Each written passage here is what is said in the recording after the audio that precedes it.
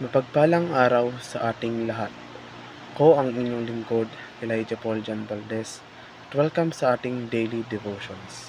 Ang ating verse for the day ay nasa mga taga-Efeso, chapter 2, verse 10.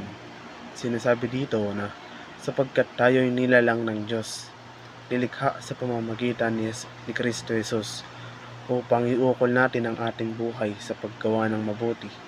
Yan ang layuning pinili ng Diyos para sa atin noong una pa man. Ang misyon ng pagtubos ng Diyos ay malawak na umaantig sa bawat bahagi ng buhay ng isang makasalanang mundo. Dumating si Jesus upang iligtas ang mga rebelding makasalanan at upang baliktarin ang lahat ng epekto ng sumpa upang mabigyan ng hustisya ang mga naaapi, awa sa mga nangangailangan, pagpapagaling sa mga nabalian, at tinawag niya ang kanyang mga tao na sumali sa misyong ito. Ito ay nararamdaman nakakatakot, bagaman kapag isinaalang-alang natin ang pagbibigay ng ating buhay sa misyon ni Kristo, maaari nating isipin ang mga Kristiyanong bayani tulad nila Charles Spurgeon o Amy Carmichael. Tama.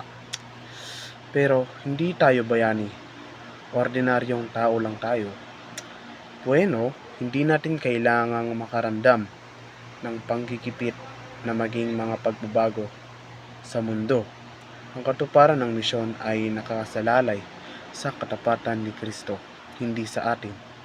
Gayunpaman, nilagyan niya ang bawat isa sa atin upang ang kanyang awa sa nawawala at pagdurusa ng mundo. Ang pagtagumpayan ang lumang pag-iisip ay nagdadala sa atin sa kapanahunan. Kaya nakikita na natin na ang layunin ng Diyos para sa ating pagtubos ay upang matupad ang kanyang plano na baguhin ang tao sa larawan ni Kristo.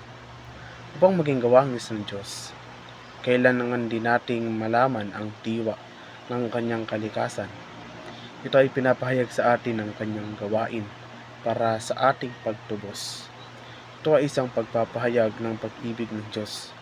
Kung wala ang pagpapahayag na ito, hindi natin malalaman kung ano ang pag-iibig. At hindi natin malalaman na hindi kailangan ng Diyos na makipagkasundo sa atin. Ito ay isang pagpapahayag ng perpektong pagkakaisa sa pagitan ng Diyos at ng kanyang salita na nagtutulungan upang maisakatuparan ang pagkakasundo ng sangkatauhan sa Diyos. Inihayag nito na hindi kailangang may pagkasundo ang Diyos. Mahal na mahal niya tayo, kaya pinasimulan niya ang pagkakasundo na ito at ibinigay ang kanyang bugtong na anak upang mamatay para sa atin at bilang atin.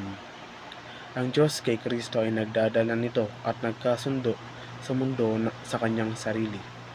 Muli, ako ang inyong lingkod, Elijah Paul Jan Valdez, at dito na nagtatapos ang aking daily devotions.